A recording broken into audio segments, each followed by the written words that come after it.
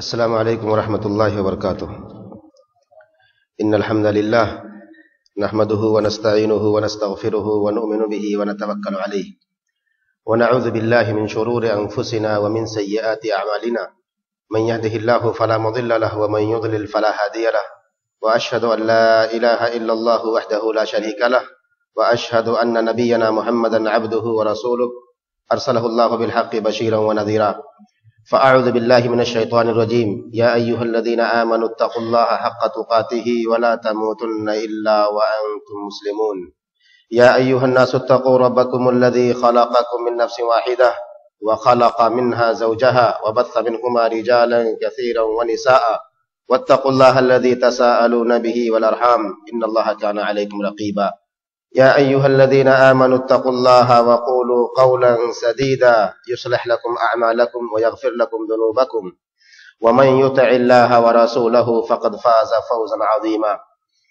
أما بعد فإن خير الحديث كتاب الله وخير الهدي هدي محمد صلى الله عليه وسلم وشر الأمور محدثاتها وكل محدثة بدعة وكل بدعة ضلالة وكل ضلالة في النار.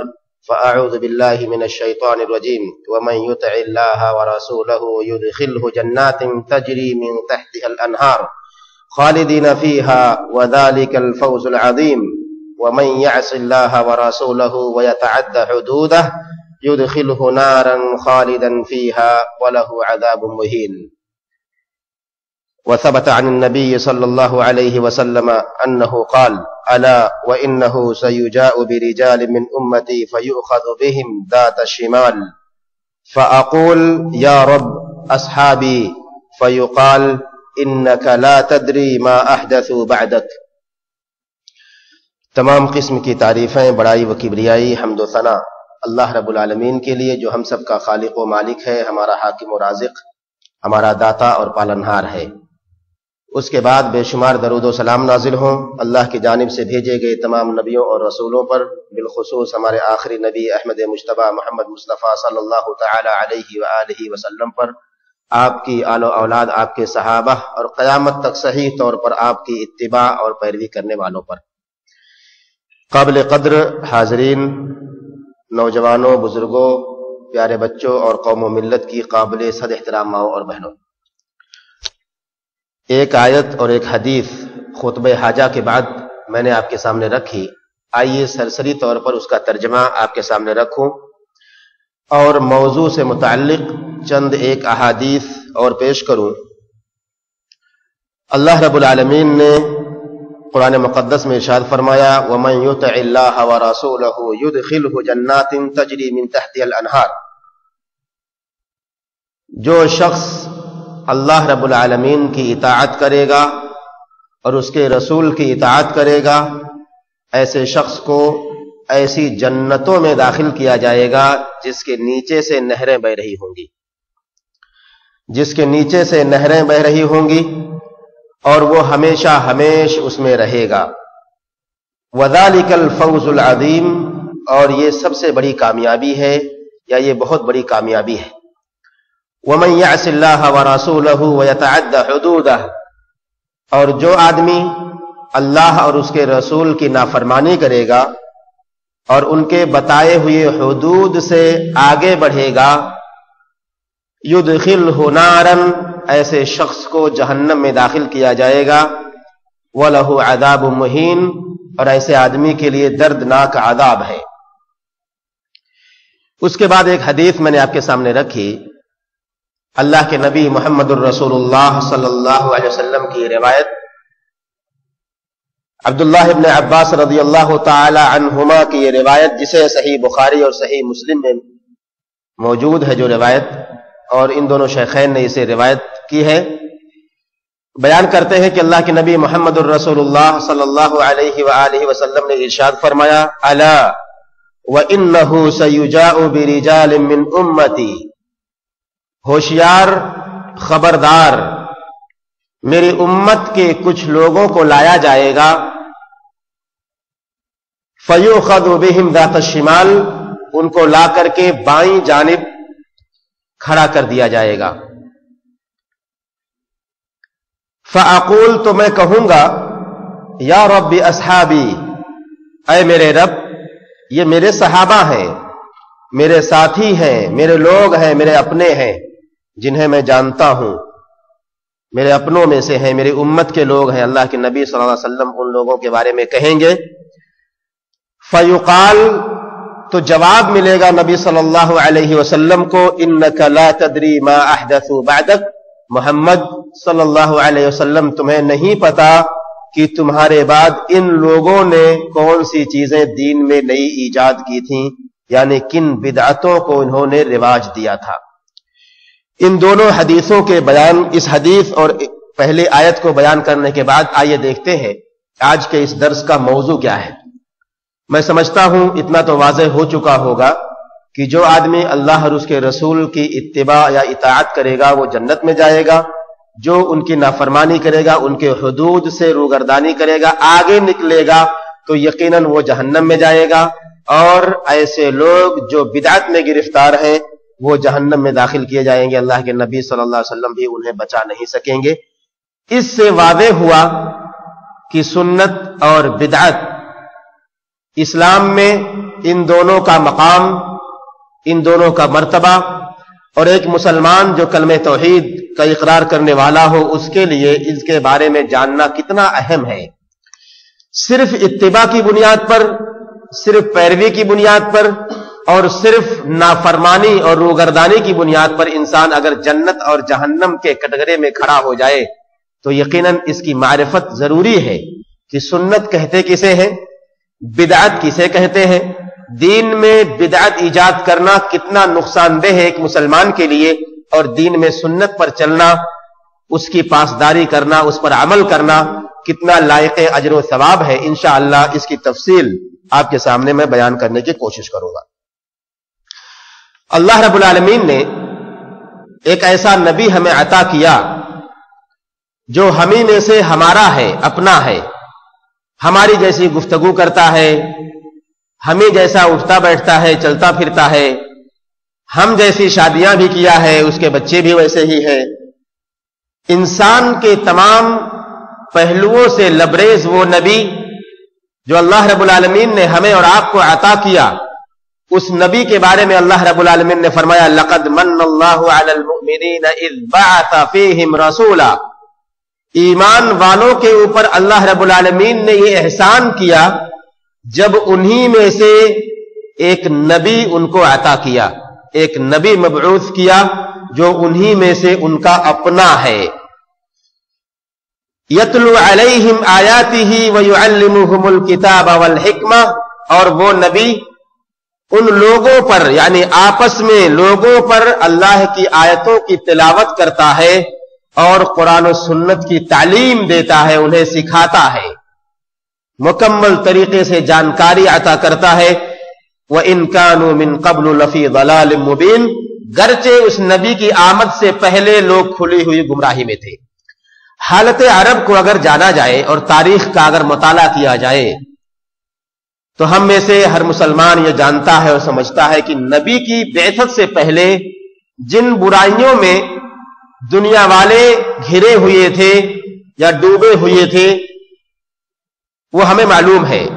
دنیا کی کوئی ایسی برائی نہیں تھی جسے وہ کرتے نہیں تھے، سارے گناہ کے کام، ساری برائیاں وہ انجام دیتے تھے، لیکن جب نبی کی بعثت ہوئی تو نبی نے ان لوگوں کو جو ایک ایسے معاشرے کے اندر جی رہے تھے، ایسی سوسائٹی میں جی رہے تھے جو سوسائٹی مکمل طریقے سے بری ہو چکی تھی، ساری برائیاں ان کے اندر موجود تھی، اللہ رب العالمین کے فضل و کرم سے سارے لوگوں کو اس دلدل سے نکالا اور اسلام کی طرف انہیں بلایا اور کہا لوگوں اللہ کی عبادت کرو، اس کے ساتھ کسی کو شریک نہ کرو۔ الغرض محمد الرسول اللہ صلی اللہ علیہ وسلم کی شخصیت اللہ رب العالمین نے ہمارے اور آپ کے لیے بطور ہدیہ پیش کیا اور ان کی شخصیت کو کہا یہ احسان ہے ایمان والو تمہارے لیے کہ تمہیں میں سے ایک نبی دیا ہے جو تم جیسا ہے، تم میں سے، تمہارے میں سے، اپنوں میں سے ہے۔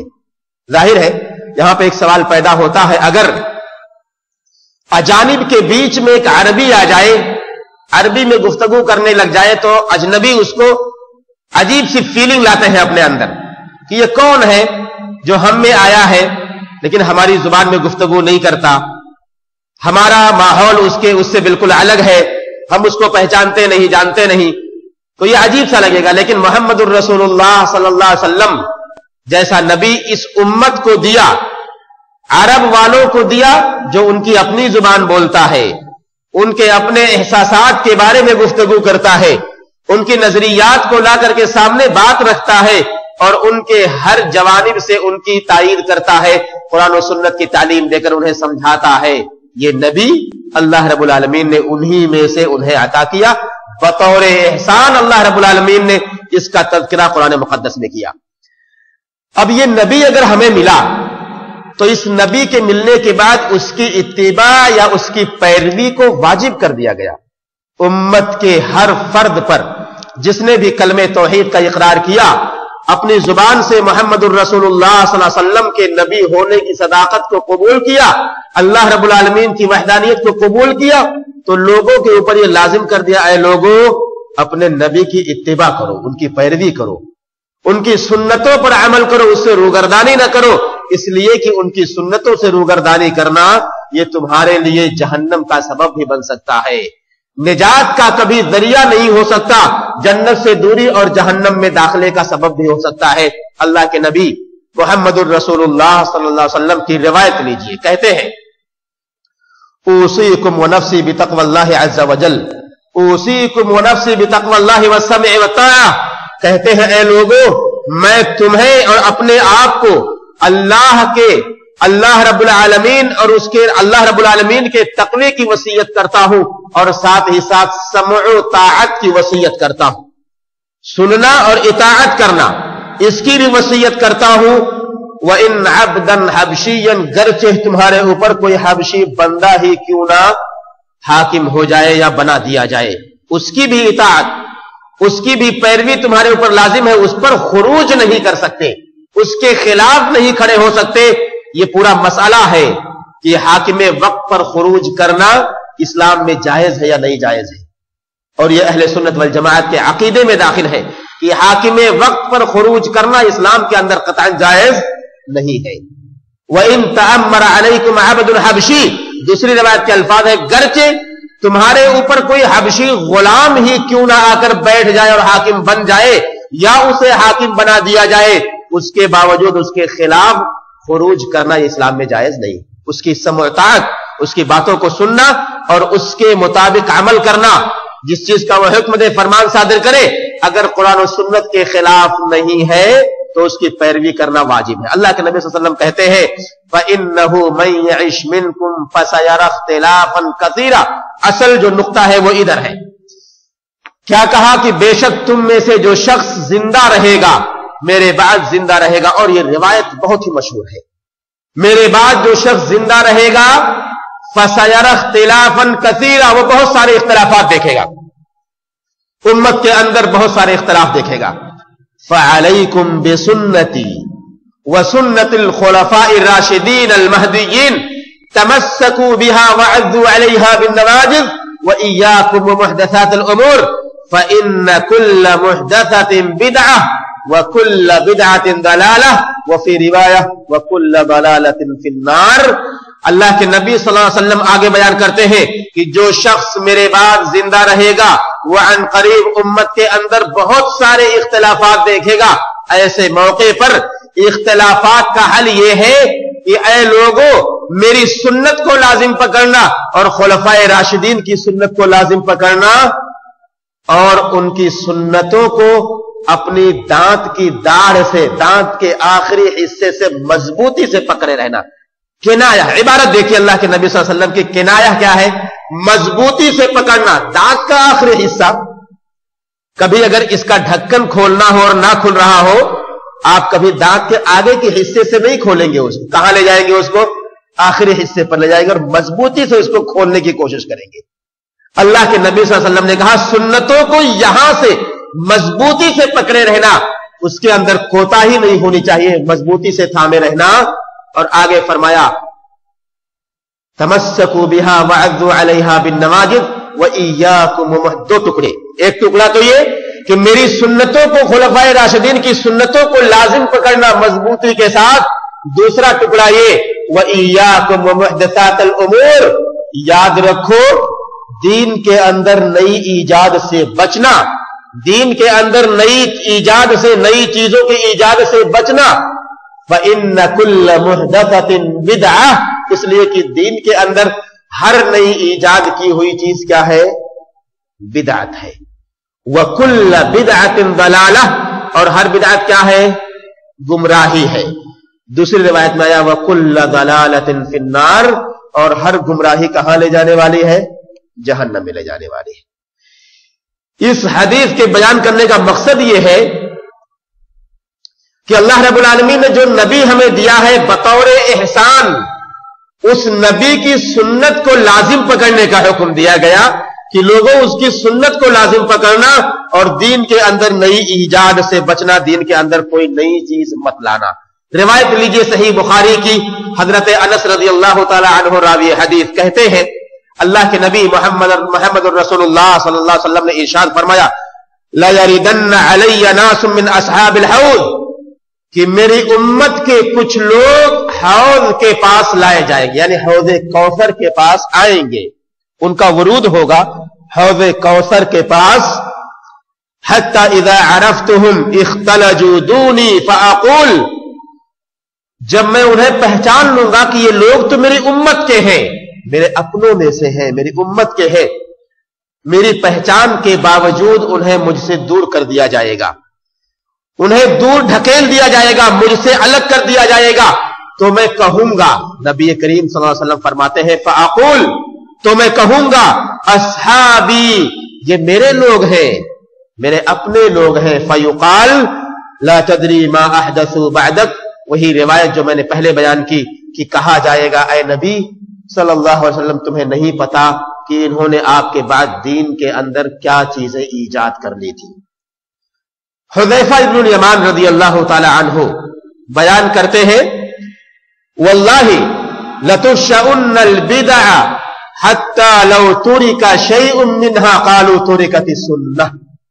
कहते हैं सहाबी रसूल हुज़ैफा इब्नुल यमान रज़ियल्लाहु ताला अन्हु कहते हैं, अल्लाह की कसम, तुम लोग बिदअतों को इतना ज्यादा उरूज दोगे, बिदअतों की इतनी नशर इशाअत करोगे कि अगर कोई बिदअत छूट जाएगी तो कहोगे कि सुन्नत छूट गई है। कौन कह रहा है? ये सहाबी रसूल कह रहे हैं। मतलब यह है कि खदशा था कि बिदअत इस तरह उम्मत के अंदर आएगी कि लोग बिदअतों को सुन्नत का नाम देंगे, और अगर कोई बिदअत उनसे छूट जाएगी तो लोग ये कहेंगे कि अल्लाह अकबर, मुझसे सुन्नत छूट गई है।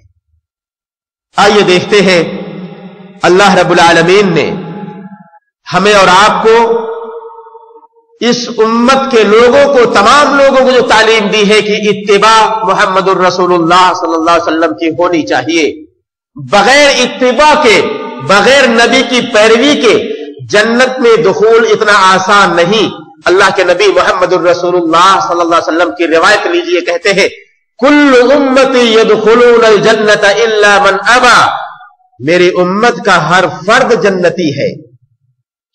कितनी प्यारी बात है, कितनी खुशी की बात है कि अगर नबी सल्लल्लाहु अलैहि वसल्लम ये कहे कि मेरी उम्मत का हर फर्द जन्नती है, दिल को सुकून मिलता है, करार आ जाता है कि नबी ने कितनी प्यारी बात कही है। लेकिन जब हदीस के आगे वाले टुकड़े पर गौर करते हैं तब ऐसा एहसास होता है कि इतना आसान नहीं है जन्नत में जाने का। क्या कहा अल्लाह के नबी सल्लल्लाहु अलैहि वसल्लम ने? कुल्लु उम्मती यदखुलूनल जन्नत इल्ला मन अबा, मेरी उम्मत का हर फर्द जन्नत में जाएगा सिवाय उसके जो जन्नत में जाने से इनकार करे।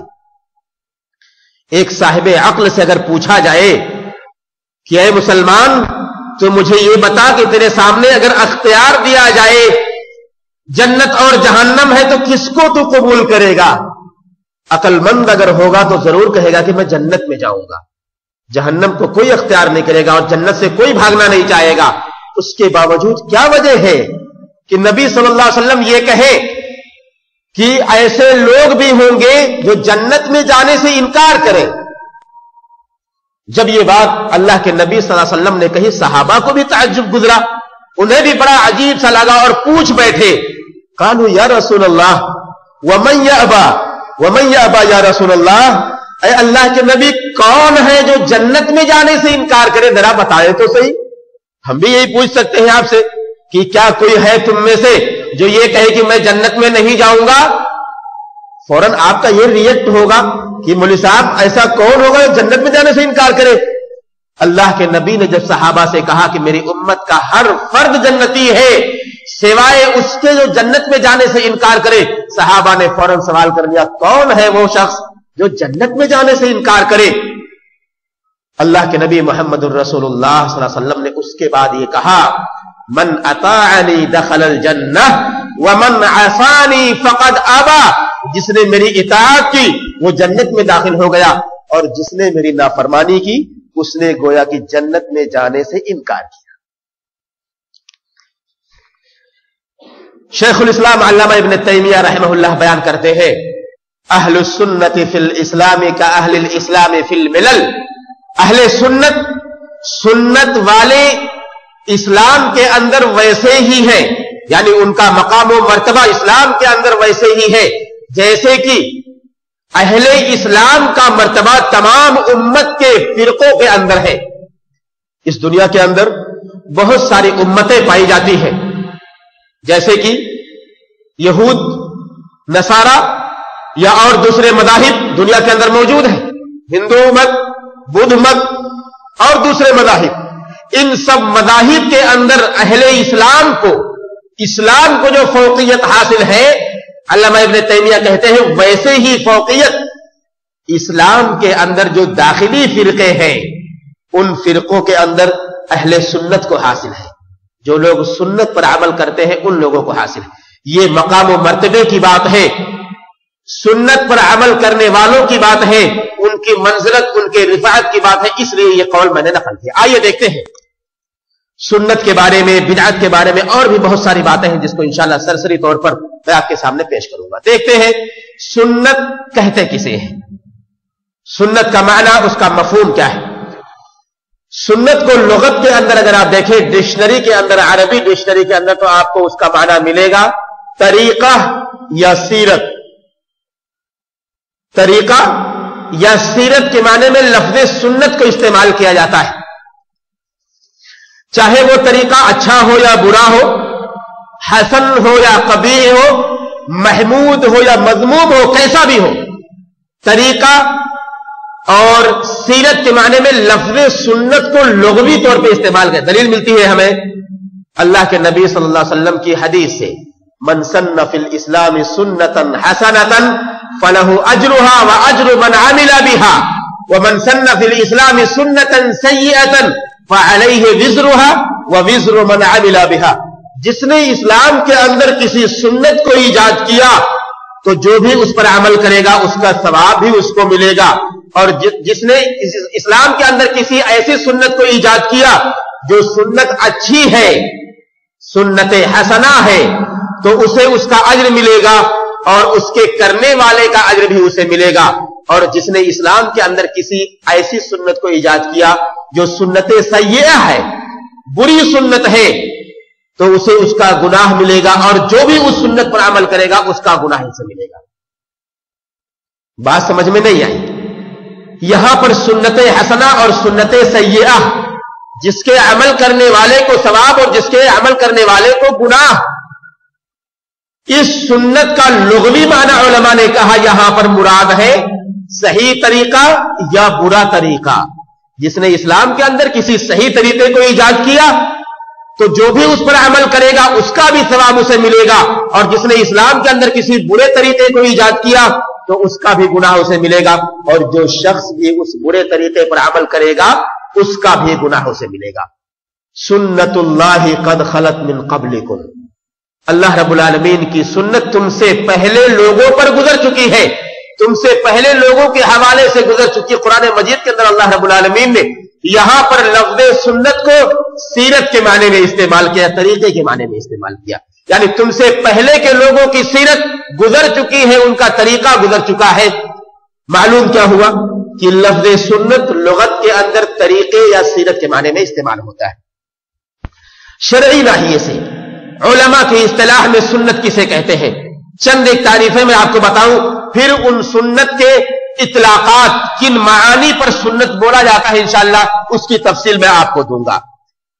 سنت سب سے پہلے اصولیوں کے یہاں، جو اصول اہل اصول کے علماء ہیں، ان لوگوں کے ہاں سنت کہتے ہیں مستحب یا مباح کے معنی میں، مباح یا مستحب، جس کے کرنے پر انسان کو ثواب ملے اور جس کے ترک کرنے پر کوئی عقاب نہ ہو، کوئی سزا نہ ہو، اس سے سنت کہتے ہیں۔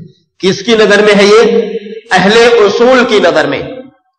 فقہا کے یہاں کہا جاتا ہے سنت جو فرض اور واجب نہ ہو وہ سنت ہے، فقہا کی اصطلاح میں، اور محدثین کی اصطلاح میں سنت کہتے ہیں ما اثر عن النبی صلی اللہ علیہ وسلم من قول او فعل او تقریر او وصف خلقیت كانت ام خلقیہ ام خلقیہ قبل البعثۃ ام بعدها۔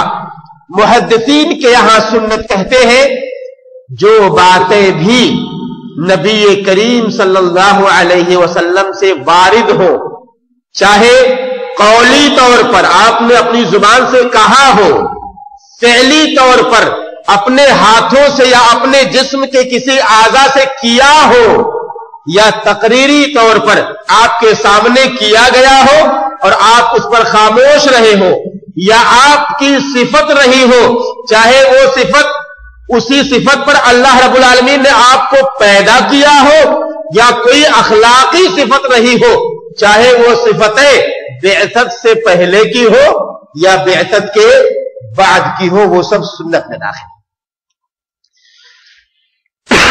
تین طرح کی باتیں، قولی، فعلی اور تقریری۔ نبی نے اپنی زبان سے کوئی بات کہی ہو وہ سنت ہے، کہا انما الاعمال بالنیات، یہ سنت قولی ہے، عمل کا دار و مدار کس پر ہے؟ نیتوں پر ہے۔ فعلی سنت کی دلیل لیجئے، اللہ کے نبی محمد الرسول اللہ صلی اللہ علیہ وسلم کے صحابی نعمان ابن بشیر رضی اللہ تعالی عنہ کہتے ہیں کہ کان رسول اللہ صلی اللہ علیہ وسلم یسوی صفوفنا فاذا استوینا کبر، کہ اللہ کے نبی محمد الرسول اللہ صلی اللہ علیہ وسلم ہماری صفوں کو درست کیا کرتے تھے۔ آپ کا یہ عمل تھا، آپ کا یہ عمل تھا، طریقہ تھا، کہتے ہیں ہماری صفوں کو درست کیا کرتے تھے، فَإِذَا اسْتَوَيْنَا، جب ہم سیدھے ہو جایا کرتے تھے، کبر، اس کے بعد اللہ اکبر کہا کرتے تھے۔ یہ کون سی سنت ہے؟ سنت فعلی ہے۔ سنت تقریری کی دلیل لیجئے، اللہ کے نبی محمد الرسول اللہ صلی اللہ علیہ وسلم کے سامنے کوئی کام کیا گیا ہو، آپ اس پر خاموش رہے ہو، جیسے کہ حضرت خالد بن ولید رضی اللہ تعالی عنہ کے بارے میں بہت مشہور روایت ہے، دسترخوان پر بیٹھے ہوئے ذب گوہ جو عرب کے اندر موجود ہوتا تھا ان کے سامنے دسترخوان پر پیش کیا گیا، حضرت خالد بن ولید نے اس کو کھایا، اللہ کے نبی صلی اللہ علیہ وسلم نہیں کھائے مگر خاموش رہے، یعنی اس کے جواز کا فتویٰ وہاں سے مل گیا۔ اور بھی بہت ساری دلیلیں، یہ ہے سنت۔ سنت، اور اب دیکھتے ہیں سنت کے اطلاقات کیا ہے، کن معانی کے لیے سنت کو بولا جاتا ہے، قرآن و حدیث کے اندر کن معانی کے لیے سنت کو استعمال کیا گیا۔ سرسری طور پر دیکھتے ہیں پہلا معنی سنت کا جسے قرآن اور حدیث میں استعمال کیا گیا، کہا کہ جو بھی چیزیں قرآن و سنت کے اندر وارد ہے وہ سب سنت ہے۔ جو بھی چیزیں اس قرآن کے اندر یا اللہ کے نبی صلی اللہ علیہ وسلم کی احادیث کے اندر وارد ہے ان سب کو سنت کا نام دیا گیا ہے۔ یہاں پر سنت کا نام اس لیے دیا گیا کیونکہ یہ نبی کا طریقہ ہے، نبی نے اس پر عمل کیا ہے، قرآن اور حدیث نبی نے انہی پر عمل کیا ہے۔ اس کی دلیل ہمیں ملتی ہے اللہ کے نبی محمد الرسول اللہ صلی اللہ علیہ وسلم کی روایت سے، کہا فمن رغب عن سنتی فلیس منی، بڑی پیاری روایت ہے، جس نے میری سنت سے اعراض کیا وہ مجھ میں سے نہیں ہے۔ यहां पर उलमा ने कहा सुन्नत किस माने में, कहा सुन्नत यहां पर इस माने में है कि जो भी चीजें कुरान और सुन्नत के अंदर वारिद है उससे ऐलान करने वाला नबी के तरीके पर नहीं हो सकता। यह पहला इतलाक है सुन्नत का जिसे कुरान और हदीस के अंदर इस्तेमाल किया गया। दूसरा माना सुन्नत का जिसे इस्तेमाल किया गया या इतलाक हदीस के माने में, लफ्ज सुन्नत को हदीस के माने में इस्तेमाल किया गया। हमारा बार बार कहते हैं कुरान और सुन्नत, किताब और सुन्नत, तो यहां पर सुन्नत को हदीस के माने में भी इस्तेमाल किया गया, सुन्नत को हदीस के माने में इस्तेमाल किया गया। इसकी भी दलील मिलती है हमें, क़द तरक्तु फीकुम शैअइन लन तदिल्लु मा तमस्सक्तुम बिहिमा किताबल्लाहि व सुन्नती। लोगों, मैंने तुम्हारे बीच में दो चीजें छोड़ी हैं, अगर तुम उस पर अमल करते रहोगे तो कभी गुमराह नहीं हो सकते। कहा किताबुल्लाह, अल्लाह की किताब, और मेरी सुन्नत। उलमा ने कहा यहां सुन्नत से मुराद क्या है? हदीस है, अल्लाह के नबी सल्लल्लाहु अलैहि वसल्लम की हदीस। जाहिर है नबी की सुन्नत यहां पर हदीस के माने में, यानी अगर आदमी अल्लाह की किताब और सुन्नत रसूल पर अमल करेगा तो कभी भी गुमराह नहीं हो सकता। ये दूसरा माना। तीसरा माना सुन्नत, तीसरा इतलाक सुन्नत का जो इस्तेमाल किया गया कुरान और हदीस के अंदर, वह है बिदअत के मुकाबिल में, बिदअत के मुकाबिल में सुन्नत को इस्तेमाल किया जाता है, बिदअत के अपोजिट में। और वो दलील मैंने शुरू में आपको दी कि जो शख्स मेरे बाद जिंदा रहेगा उम्मत के अंदर, वह करीब बहुत सारे इख्तिलाफात देखेगा। ऐसी सूरत में लोगों, तुम्हारे ऊपर मेरी सुन्नत लाजिम है, खुलफाए राशिदीन की सुन्नत लाजिम है।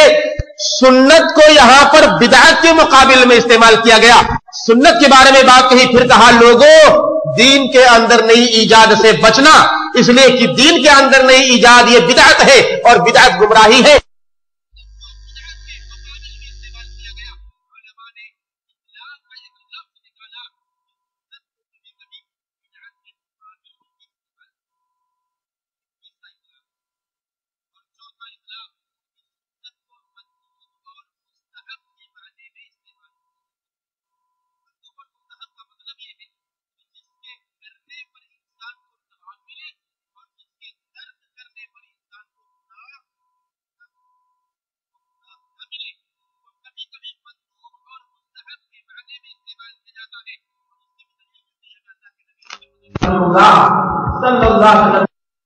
अन अशुक्का अला उम्मती लअमरतुहुम बिस्सिवाकी इंद कुल्ली सलाह।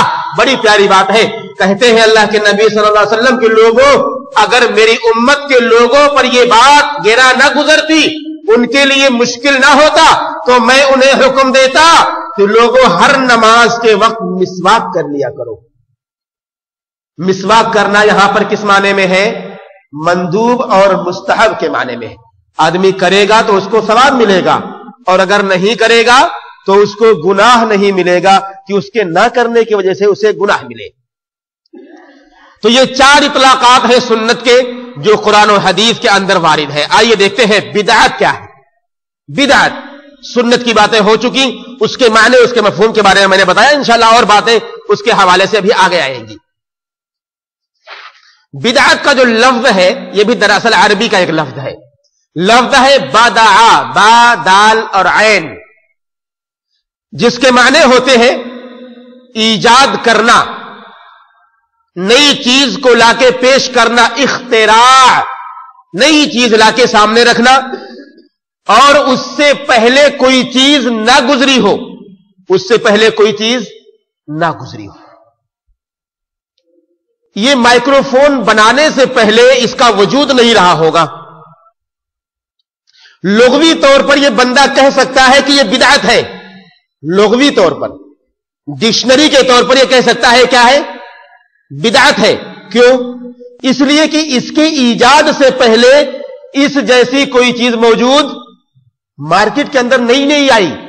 तो डिक्शनरी के अंदर बिदअत कहते हैं एक नई ईजाद को कि उससे पहले कोई चीज उस जैसी मौजूद न रही हो। लेकिन जब हम शरई नाहिए से उसकी तारीफ देखते हैं, उलमा ने बिदअत किसे कहा है? علماء نے کئی ایک تعریفیں کی بدعت کی، کئی ایک تعریفیں کی ہیں. شیخ الاسلام ابن تیمیہ کہتے ہیں دین اسلام میں بدعت ہر اس امر کو کہتے ہیں جسے نہ تو اللہ نے مشروع کیا ہو اور نہ ہی رسول اللہ صلی اللہ علیہ وسلم نے اسے مشروع کیا ہو، یعنی جس کی کوئی شرعی حیثیت نہ ہو، نہ ہی وہ سنت ہو، نہ ہی وہ مستحب ہو، نہ ہی وہ مندوب ہو، نہ ہی وہ واجب ہو. بات سمجھ میں نہیں آئی؟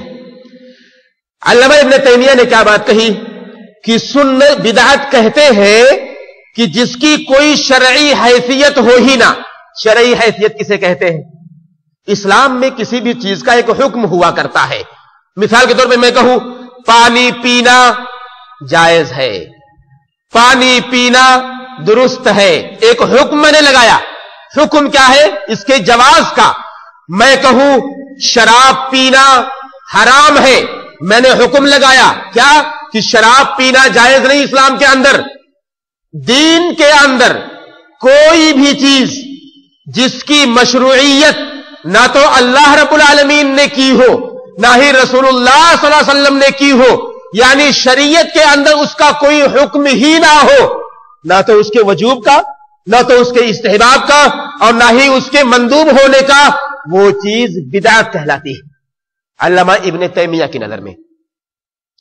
امام شاطبی رحمہ اللہ کہتے ہیں بدعت دین اسلام میں ایجاد کردہ وہ طریقہ ہے جو بظاہر شریعت کے مشابہ ہو، جس پر چل کر اللہ کی عبادت میں مبالغہ مقصود ہو. یہ اور زیادہ واضح بات ہے. کیا کہا؟ بدعت دین اسلام کے اندر ایجاد کردہ ایک ایسا طریقہ جو شریعت کے مطابق لگے کہ یہ تو اچھی چیز ہے، شریعت کے مطابق ہے، دین کا حصہ ہے، اور اس پر چلنے والا مبالغہ کرنا چاہتا ہو کسی بھی چیز کے اندر، وہ بدعت ہے امام شاطبی کی نظر میں. اب دیکھیے، جائزہ لیجیے تھوڑی دیر کے لیے. آج جتنی بھی بدعتیں انجام دی جاتی ہیں، کیا لوگوں کی نظر میں اسے ایک شرعی ناحیے سے درجہ نہیں دیا جاتا؟ کیا لوگ اس کو یہ نہیں سمجھتے کہ یہ شریعت کا ایک حصہ ہے؟ کیا لوگ یہ نہیں جانتے کہ اس کا تعلق سنت سے ہے؟ کیا لوگ یہ نہیں جانتے کہ اس پر چل کر ہم ایک نیک کام کرتے ہیں؟ اللہ کی قسم ہے، اگر کسی بدعتی کو یہ معلوم ہو جائے کہ یہ بدعت ہے، میرا یہ کرنا بدعت ہے اور اس پر چلنا گمراہی کا ذریعہ ہے، کبھی بھی وہ بدعتی اس پر عمل نہیں کرے گا. لیکن وہ انجام اس لیے دیتا ہے کیونکہ وہ یہ سمجھتا ہے کہ یہ سنت ہے، کیونکہ وہ یہ جانتا ہے کہ یہ شریعت کا حصہ ہے، کیونکہ وہ یہ سمجھتا ہے کہ اس پر چل کر شریعت کے اندر ہم چلتے ہیں، شریعت کے بتائے ہوئے طریقے پر چلتے ہیں. اسے یہ اندازہ نہیں ہوتا کہ یہ شریعت سے تعلق نہیں رکھتا. اسے اگر یہ معلوم ہو جائے حقیقت میں تو کبھی بھی اس پر عمل نہیں کرے گا. تو بدعت دراصل شریعت کے مشابہ ہوتا ہے اور اس پر چل کے بندہ کیا کرتا ہے؟ مبالغہ کرتا ہے. مبالغہ کرتا ہے، کسی بھی چیز کے اندر زیادتی لانے کی کوشش کرتا ہے تاکہ اس چیز کو اپنے اندر جذب کرے اور اس پر چل کر اللہ کا مقرب بندہ بننے کی کوشش کرے. لیکن صرف دین اسلام کے اندر وہ نئی ایجاد ہوتی ہے، وہ شریعت کے مشابہ گرچہ ہوتی ہے، لیکن اس پر نبی کا طریقہ، اللہ کا طریقہ، سلف کا طریقہ نہیں ہوتا، اس لیے وہ امر بدعت ٹھہرتی ہے اور اس کا کوئی درجہ نہیں ملتا، نہ تو اس کے جواز کا، نہ ہی اس کے مندوب اور مستحب ہونے کا، نہ ہی اس کے واجب ہونے کا، جیسا کہ علامہ ابن تیمیہ رحمہ اللہ نے بیان کیا. سنت کا مقام و مرتبہ اللہ کی نظر میں، اس کے رسول کی صلی اللہ علیہ وسلم کی نظر میں بڑا اونچا ہے، اور بدعت کی مذمت جتنی بھی کی گئی ہے شریعت کے اندر، انسان اگر اس کا جائزہ لے تو معلوم ہوگا کہ اللہ رب العالمین نے کتنی دھمکیاں دی ہیں ایسے لوگوں پر جو بدعت کو انجام دیتے ہوں، سنتوں سے دور رہتے ہوں. اللہ رب العالمین نے قرآن مقدس میں فرمایا هو الذي انزل عليك الكتاب منه آيات محكمات हुन्ना उम्मुल किताबी व उखरु मुतशाबिहात फअम्मा अल्लज़ीना फी क़ुलूबिहिम ज़ैग़ुन फयत्तबिऊना मा तशाबहा मिन्हु इब्तिगाअल फितना व इब्तिगाअ तावीलिहि व मा यअलमु तावीलहु इल्ला अल्लाहु वर्रासिखूना फिल इल्म। कहता है अल्लाह रब्बुल आलमीन कुरान मुक़द्दस के अंदर क्या कहा? वही अल्लाह है जिसने ए नबी तुम्हारे ऊपर इस कुरान मुक़द्दस को नाजिल किया, जिसके अंदर बहुत सी मुहकम आयतें हैं, बहुत सी वाज़ेह दलीलें हैं, और कुछ ऐसी हैं जो मुतशाबिह है, जो जल्दी इंसान की समझ में नहीं आती, जिसके पढ़ने के लिए तफसीर की जरूरत पड़ती है, उलमा की रहनुमाई की जरूरत पड़ती है, नहीं समझ में आती। और यकीनी बात है ये, आप कुरान को खोलिए, पढ़ना शुरू कर दीजिए, बहुत सारी बातें आप खुद समझ जाएंगे, लेकिन बहुत सारी बातें आपकी समझ में नहीं आएंगी, हमारी समझ में नहीं आएंगी। उसके लिए किसकी जरूरत है? हमें उलमा की जरूरत पड़ती है कि हम जाने उसकी तफसीर क्या है। अल्लाह रब्बुल आलमीन ने फरमाया, जिनके दिलों के अंदर कजरवी होती है, जिनके दिलों में टेढ़ापन होता है, वो लोग मुहकम आयतों को छोड़ देते हैं और मुतशाबिह आयतों को लेते हैं ताकि उसकी तावील करे और लोगों को फितने में मुब्तला करे, उसकी तावील उल्टी सीधी करते हैं। और लोग अवाम जो नहीं जानती हकीकत क्या है, सच्चाई क्या है, उलमा ने उसकी तफसीर क्या की है, लोगों को फितने में डालते हैं। अल्लाह रब्बुल आलमीन ने फरमाया, फअम्मल लज़ीना फी क़ुलूबिहिम ज़ैग़ुन फयत्तबिऊना मा तशाबहा मिन्हु इब्तिगाअल फितनति व इब्तिगाअ तावीलिहि व मा यअलमु तावीलहु इल्ला अल्लाहु वर्रासिखूना फिल इल्म। जबकि इसकी हकीकी तावील अल्लाह रब्बुल आलमीन के पास या तो है या फिर उलमा के पास है, लेकिन जिनके दिलों में टेढ़ापन है, जिनकी रोजी रोटी का मसला है, जिनके जुब्बे और दस्तार का मसला है, जिनके मकाम और मनसब का मसला है, जिनके फतवे का मसला है, वो लोग इसी कुरान से नबी की मीलाद को भी साबित करते हैं, इसी कुरान से ऐसी बिदअतों को साबित करते हैं कि जिसका तसव्वुर इंसान नहीं कर सकता, क्योंकि हमें उसके बारे में इल्म नहीं है, हम नहीं जानते। अब एक जाहिल अवाम जिसे नहीं मालूम कि सही तावील क्या है इस आयत की, वो तो देखता है कि माशाअल्लाह जुब्बा और दस्तार बैठा आदमी, ये मौलवी, ये मुल्ला जो माशाअल्लाह लंबी चौड़ी टोपी लगाए, लंबी चौड़ी दाढ़ी रखे हुए, जुब्बे और दस्तार के अंदर फतवे दे रहा है, मसनद पर बैठकर उसकी बातों पर अमल करता है। ये सोचता है बात किसकी कर रहा है? कुरान की बात कर रहा है। दलील कहां से दे रहा है? कुरान से दलील दे रहा है। अल्लाह रब्बुल आलमीन ने कहा, ये ऐसे लोग होते हैं जिनके दिलों के अंदर टेढ़ापन होता है, मुहकम आयतों पर अमल नहीं करते, उसके बारे में लोगों को नहीं बताते, लेकिन मुतशाबिह बातें आती है तो अक्ल की बुनियाद पर लोगों को गुमराह करने की कोशिश करते हैं। ये बड़े अजीब व गरीब लोग हैं। उम्मत के अंदर एक बड़ा तबका आज इसमें गिरफ्तार है, बहुत बड़ा तबका इस पर गिरफ्तार है, इनकी गिरफ्त में आया हुआ है और इनके चंगुल से आजाद होना उनके लिए आसान नहीं रह गया। अल्लाह रब्बुल आलमीन ने कुरान मुक़द्दस के अंदर फरमाया, व अन्न हाज़ा सिराती मुस्तकीमा, लोगों ये मेरा सीधा रास्ता है, इस रास्ते की इत्तिबा करो, उन रास्तों की इत्तिबा न करो जो तुम्हें इस रास्ते से भटका दे। अल्लाह का रास्ता बड़ा वाज़ेह रास्ता है। कुरान और सुन्नत को थामे रहना इंसान के लिए इस वाज़ेह रास्ते पर चलने की दलील है, और इंसान अगर कुरान और सुन्नत से दूर होगा तो यकीन मानिए इस वाज़ेह रास्ते पर कभी नहीं चल सकता। अल्लाह के नबी सल्लल्लाहु अलैहि वसल्लम ने इरशाद फरमाया, तरक्तुकुम अला मिस्लिल बैज़ाई लैलुहा कनहारिहा ला यज़ीगु अन्हा इल्ला हालिक। कहते हैं कि लोगों, मैंने तुम्हें ऐसी वाज़ेह शाहराह पे छोड़ा है जिसकी रातें भी उसके दिन की तरह रोशन है। इस रास्ते से वही भटक सकता है जो गुमराह होना चाहता है, या जिसके हक में गुमराही है वही इस रास्ते से भटक सकता है। कुरान और सुन्नत की तालीम अल्हम्दुलिल्लाह हमारे सामने वाज़ेह है। इसमें किसी भी कजरवी को हम ना देखें, टेढ़ेपन को ना देखें। कुरान और सुन्नत का रास्ता निहायत ही वाज़ेह है, उसकी दलीलें वाज़ेह है। پڑھنے کی ضرورت ہے، اس کو سمجھنے کی ضرورت ہے، اس پر عمل کرنے کی ضرورت ہے، اسے سیکھنے کی ضرورت ہے۔ بدعت، انسان جب سنتوں سے دور ہوتا ہے تو بدعتوں سے قریب ہوتا ہے۔ انسان جب بدعت پر عمل کرتا ہے تو نبی کے سنت کی مخالفت کرتا ہے، اور اللہ رب العالمین نے ایسے لوگوں کے بارے میں فرمایا فَلْيَحْذَرِ الَّذِينَ يُخَالِفُونَ عَنْ أَمْرِهِ أَن تُصِيبَهُمْ فِتْنَةٌ أَوْ يُصِيبَهُمْ عَذَابٌ أَلِيمٌ۔ ایسے لوگوں کو چاہیے کہ وہ ڈرتے رہے، ایسے لوگوں کو چاہیے کہ وہ خوف میں رہے جو لوگ اللہ رب العالمین یا اس کے رسول کے معاملات کی مخالفت کرتے ہیں۔ کس چیز سے ڈرتے رہے؟ اللہ کی طرف سے آنے والے فتنوں سے ڈرتے رہے، اللہ کی طرف سے نازل ہونے والے عذاب سے ڈرتے رہے۔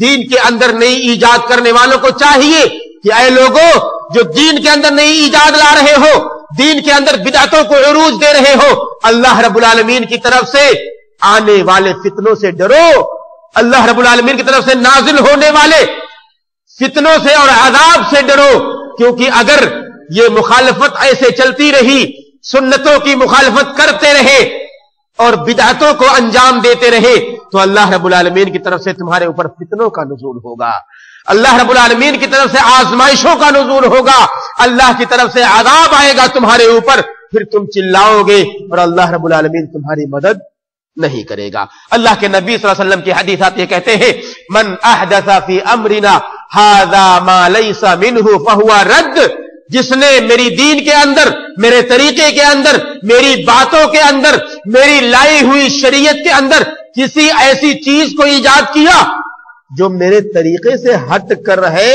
وہ چیز مردود ہے، اسی کی طرف ہے، اس کا تعلق ہم سے نہیں ہے۔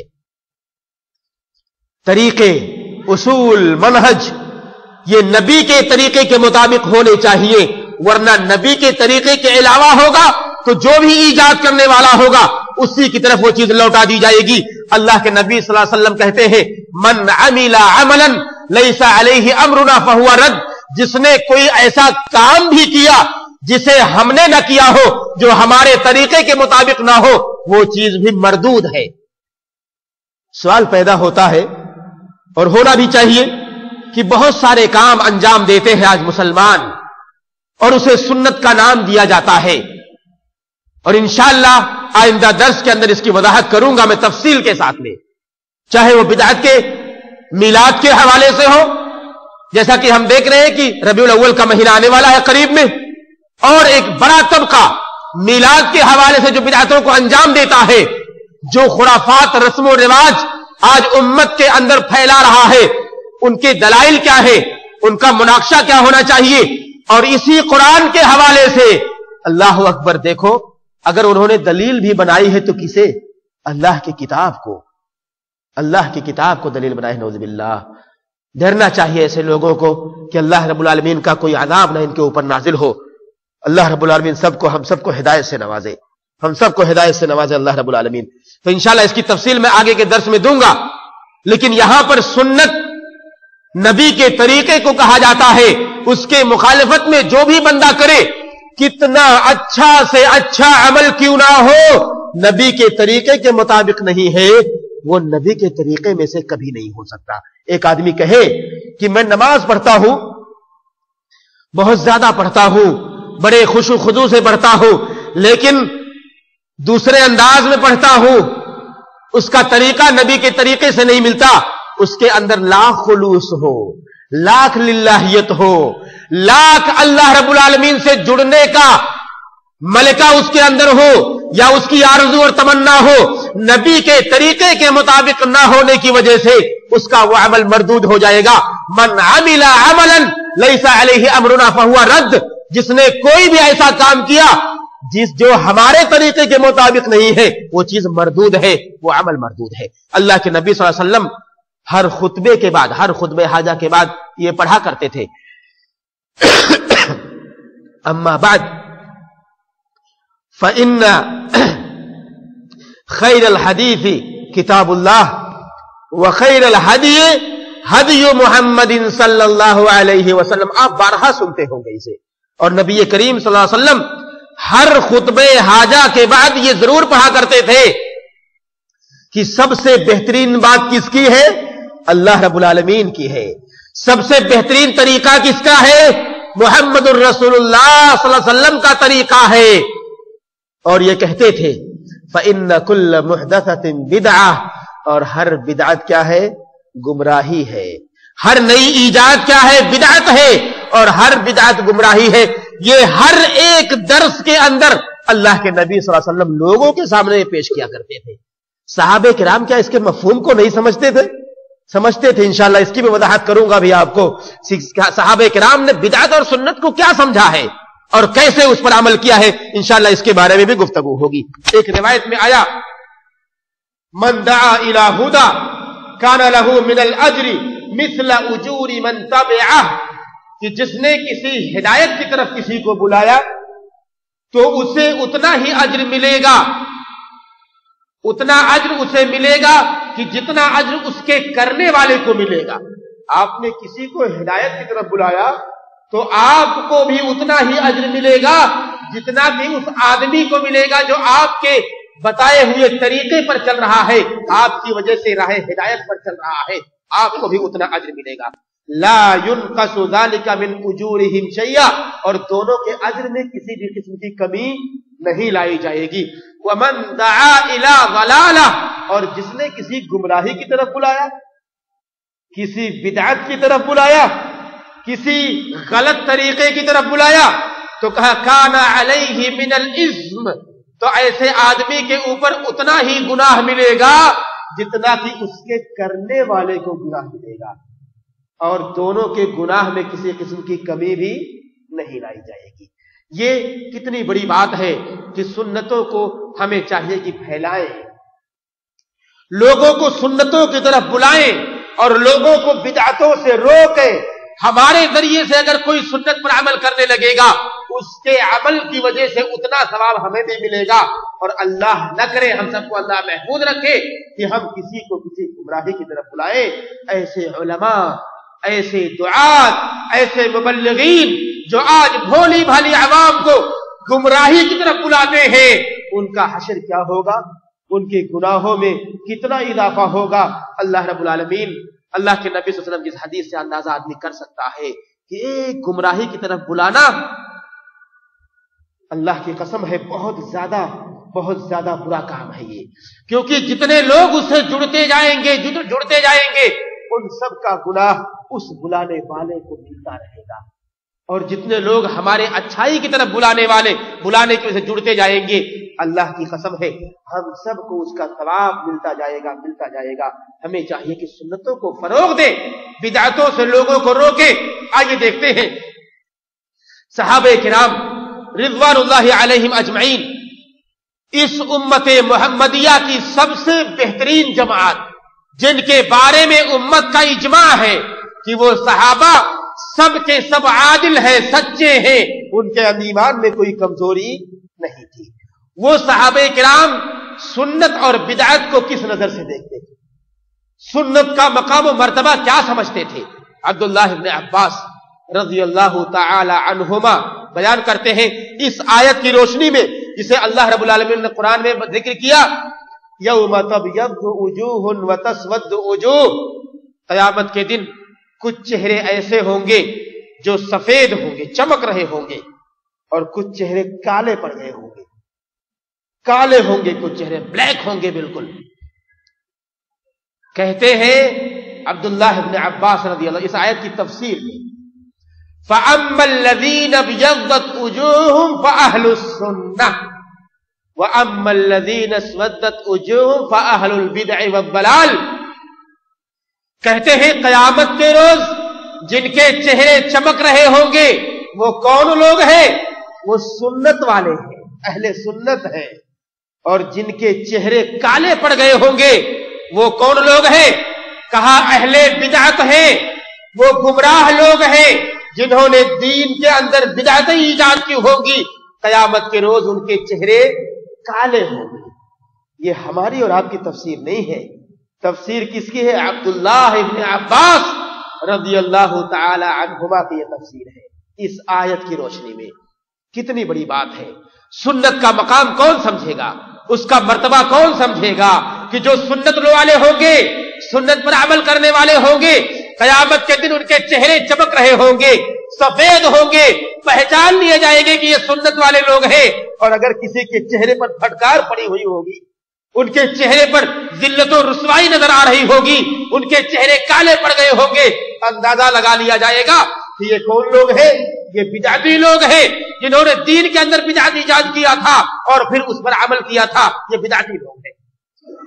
عبداللہ ابن مسعود رضی اللہ تعالیٰ عنہ کہا کرتے تھے کہ لوگوں اتبعوا ولا تبتدعوا، لوگوں تم لوگ اللہ کے نبی کی اتباع کرو اور بدعتوں سے بچو، بدعتوں سے بچو اور سنت کا مقام و مرتبہ دیکھیے۔ بڑی مشہور روایت ہے، عمر ابن خطاب، بات آئی ہے تو کہہ دیتا ہوں، عمر ابن خطاب رضی اللہ تعالی عنہ جلیل القدر صحابی، ان کے ایمان پر کوئی شک تو نہیں کر سکتا، ان کے تقوی پر کوئی شک تو نہیں کر سکتا، ان کے نبی سے محبت پر بھی کوئی شک نہیں کر سکتا۔ عمر ابن الخطاب رضی اللہ تعالی عنہ حجر اسود کو بوسہ دینے جاتے ہیں، حجر اسود کو چومنے جاتے ہیں، دل کے اندر ایک شعور جاگتا ہے، دل کے اندر ایک تصور پیدا ہوتا ہے، کیا کہتے ہیں؟ واللہ انی لأعلم انک حجر لا تضر ولا تنفع ولولا انی رأیت النبی صلی اللہ علیہ وسلم یقبلک ما قبلتک۔ کیا کہتے ہیں؟ نبی کی اتباع کی بات ہے۔ حجر اسود کو چومنے سے پہلے اپنی زبان سے یہ بات کہتے ہیں، اے حجر اسود، میں جانتا ہوں کہ تو ایک پتھر ہے، نہ تو نفع کا مالک ہے اور نہ ہی تو نقصان کا مالک ہے، اور اگر میں نے تجھے اپنے نبی کو چومتا ہوا نہ دیکھا ہوتا تو کبھی بھی تجھے نہیں چومتا۔ نبی کی اتباع کی بات ہے، نبی کے پیروی کی بات ہے، نبی نے چوما ہے اس لیے تجھے چوم رہا ہوں، میں جانتا ہوں کہ تیرے اندر یہ طاقت نہیں ہے، تیرے اندر یہ ملکہ نہیں ہے کہ تو یا تو نفع دے سکتا ہو کسی کو یا تو کسی کو نقصان دے سکتا ہو، لیکن اتباع کی بات ہے اس لیے میں تجھے چوم رہا ہوں۔ یہ سنت پر عمل کرنے کی بات ہے، یہ جانتے تھے صحابہ کرام، اس لیے انہوں نے سنت پر عمل کیا ہے۔ بدعت صحابہ کرام کی نظر میں کیا ہے؟ جب اللہ کے نبی محمد الرسول اللہ صلی اللہ علیہ وسلم کے بعد حضرت ابو بکر صدیق رضی اللہ تعالی عنہ خلیفہ بنائے گئے، سب سے پہلی بات انہوں نے کیا کی؟ اللہ رب العالمین کی حمد و ثنا بیان کی اور یہ بات کہی، لوگوں میں متبع سنت ہوں، میں بدعتی نہیں ہوں۔ کیا کہا ابو بکر صدیق نے؟ کہ لوگوں میں سنت کی اتباع کرنے والا ہوں، لوگوں میں بدعتی نہیں ہوں، لہذا میں اگر کوئی اچھا کام کروں تو لوگوں تم میری مدد کرو، اور اگر کوئی غلط کا کام کروں تو لوگوں میری اصلاح کرو۔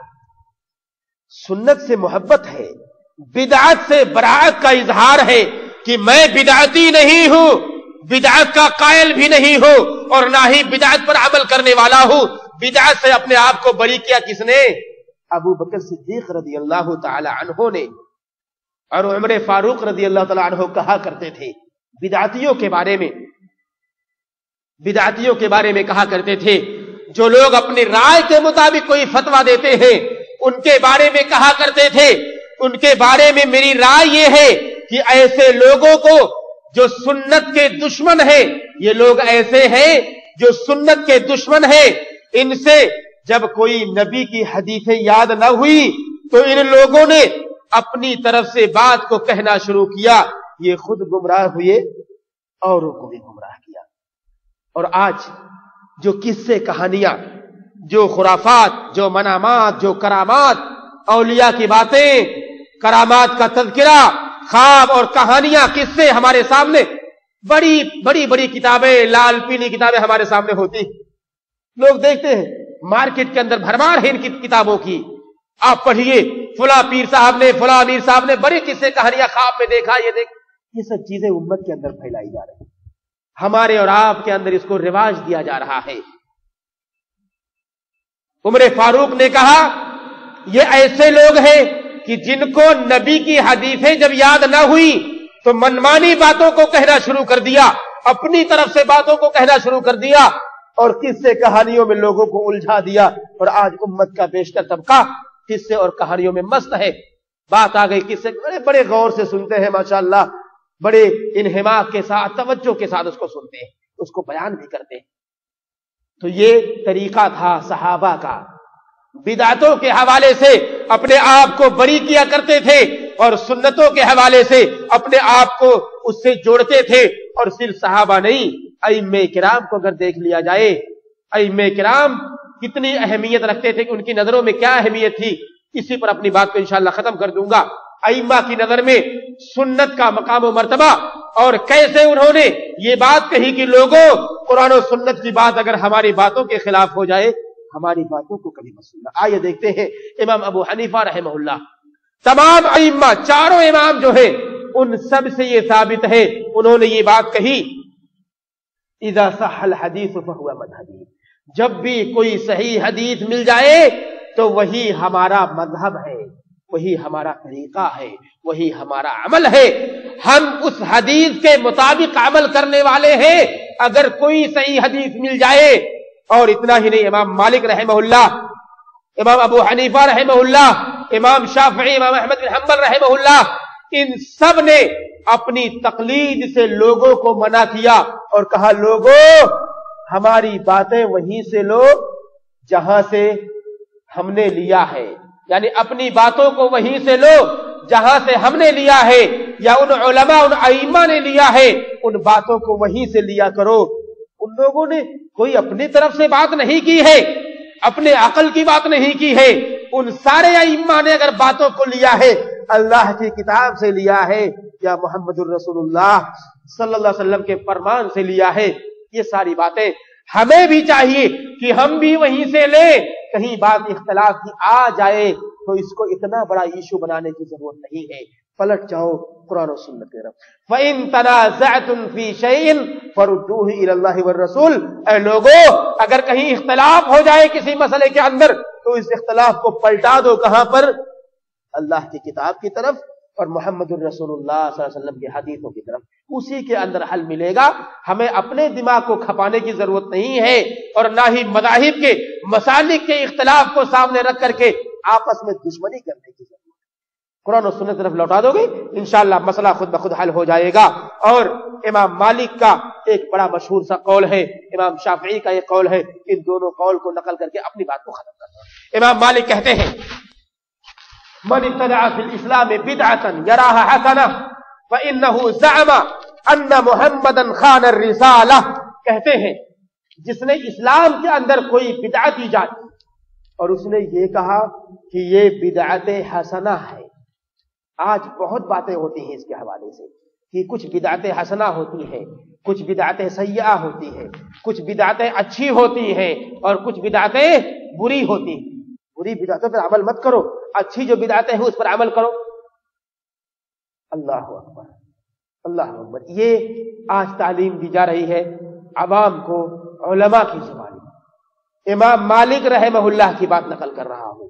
امام مالک امام دار الہجرہ مدینہ کے مفتی کیا کہتے ہیں کہ من ابتدع فی الاسلام بدعہ, جس نے اسلام کے اندر کوئی بدعت ایجاد کی اور اسے یہ کہا یہ بدعت حسنہ ہے, اچھی بدعت ہے, تو اس نے گویا کی یہ گمان کیا کہ محمد الرسول اللہ صلی اللہ علیہ وسلم نے تبلیغ رسالت میں خیانت کی ہے.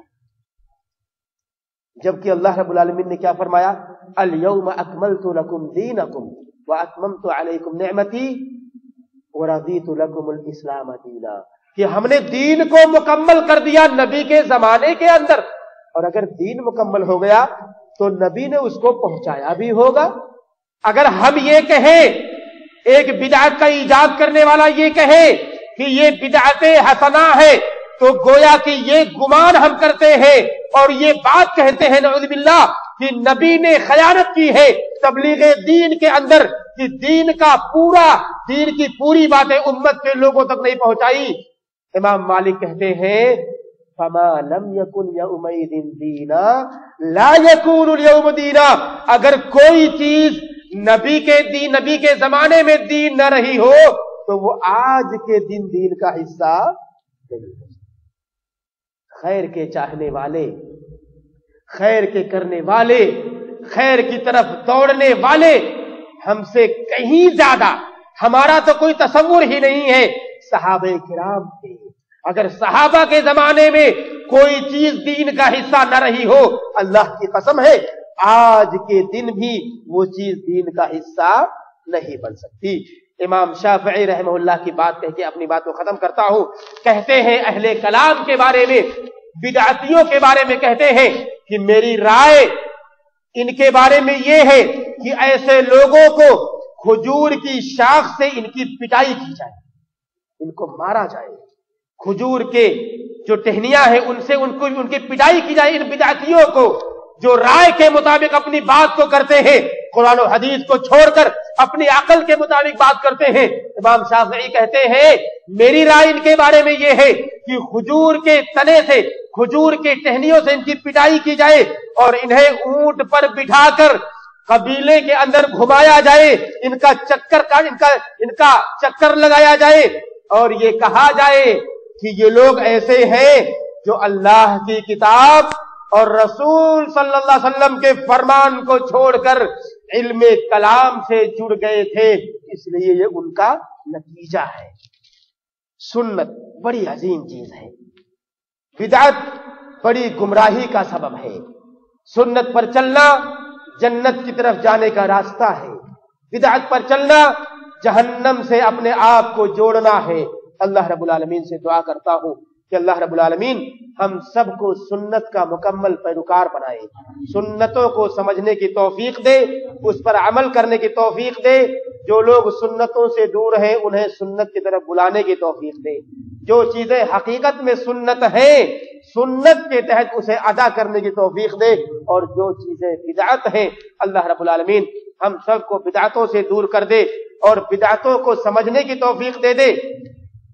और साथ ही साथ वो मेरे भाई या हमारे भाई जो आज बिदअतों से काफी करीब हैं, अल्लाह रब्बुल आलमीन उन सबको हिदायत दे और उन्हें सुन्नतों से जोड़ दे, बिदअतों से उन्हें दूर कर दे और बिदअतों के रिवाज से उन्हें बचा ले।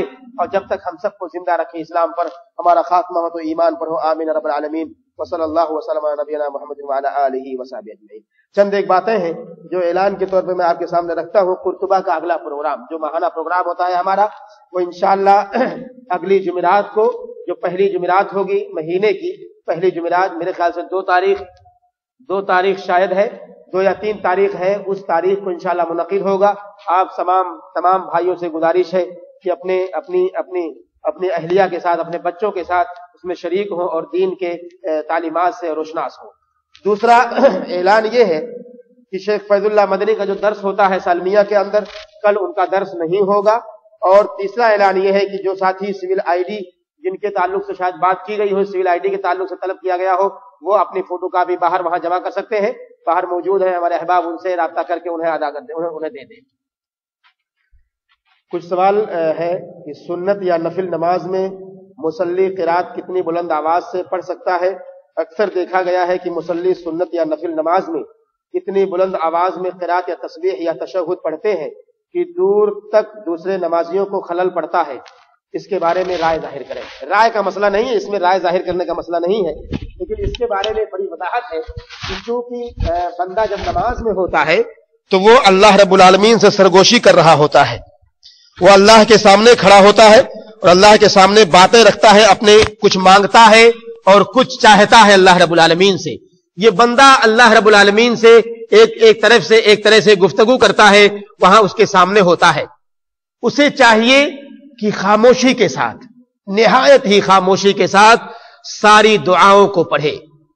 और ये बड़ी अजीब चीज मैंने देखी है यहां बिलखुसूस गल्फ के अंदर, चाहे वो सऊदी हो या कुवैत हो, गल्फ के अंदर ये चीज आम है कि जब भी इमाम तकबीर कहेगा अल्लाहु अकबर, हम भी जोर से आवाज देकर अल्लाहु अकबर कहते हैं।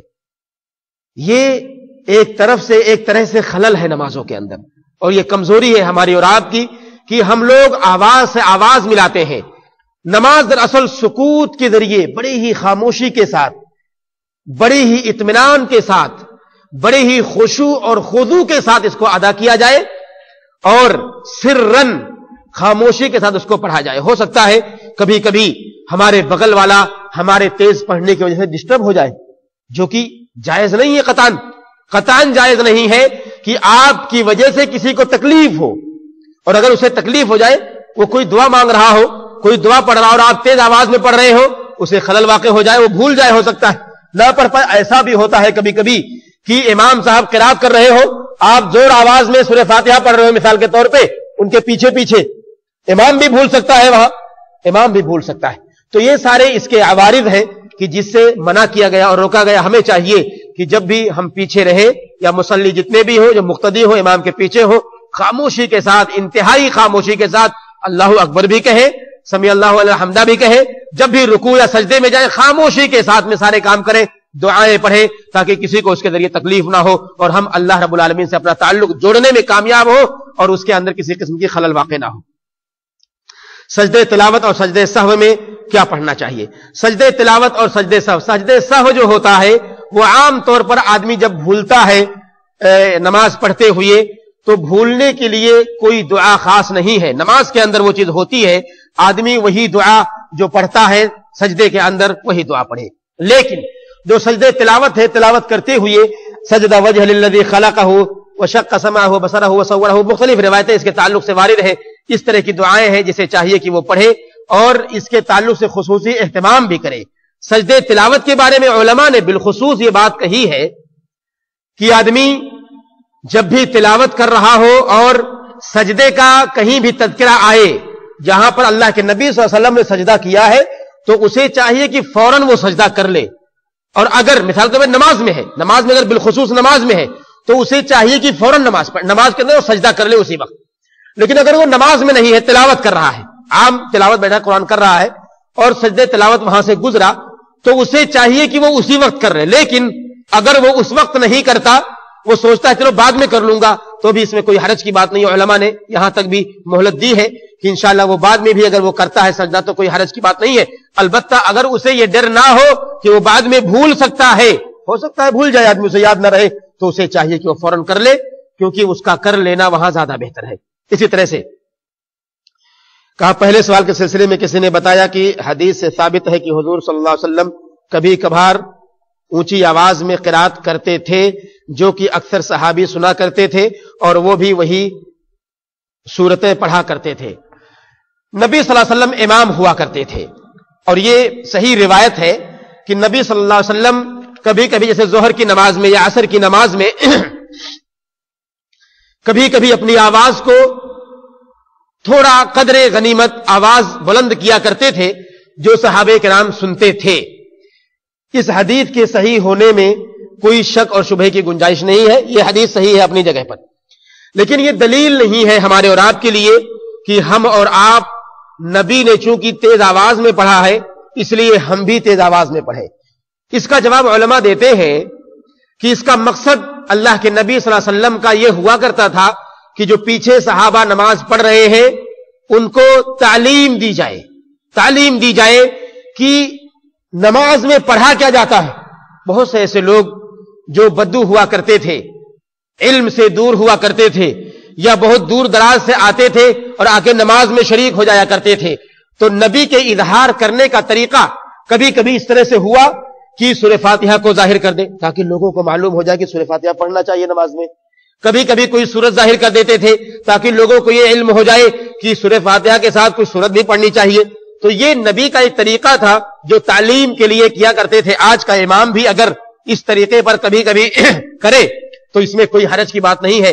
میں نے خود سنا ہے کبھی کبھی مسجد نبوی کے اندر ائمہ کرام اس طرح سے کیا کرتے ہیں، ہلکی پھلکی آواز میں کوئی سورت، کوئی آیت یا آیت کے کچھ الفاظ اس کو ظاہر کر دیا کرتے ہیں. لیکن یہ مقتدیوں کے لیے نہیں ہے کہ سارے مقتدی تیز آواز میں اس کو کیا کریں تاکہ اس کی وجہ سے خلل واقع ہو. اللہ تعالی اعلم، اللہ بہتر جانتا ہے.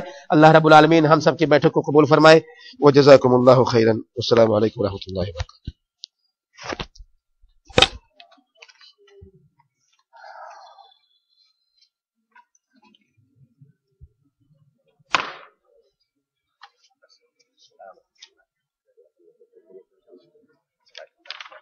بارک اللہ فیک. کیسے ہے خیریت ہے؟ بہت جی بھی آپ کو دیکھ لیا آپ بھی خود سے آپ بھی گاڑی چلا میں آ گیا سن رہے ہیں وہ آپ کے لیے جو آپ سن رہے ہیں تو گاڑی چلا کوئی بات اگر آپ سنا ہے اس کو تو وہ آپ کے لیے دیکھیں اگر کہیں آپ آگے بہتر ہے کہ آپ کر لیں کیونکہ تلاوت کی ہو رہی ہے اللہ کی تلاوت ان شاء اللہ ورنہ ایسا نہیں کہ گاڑی وغیرہ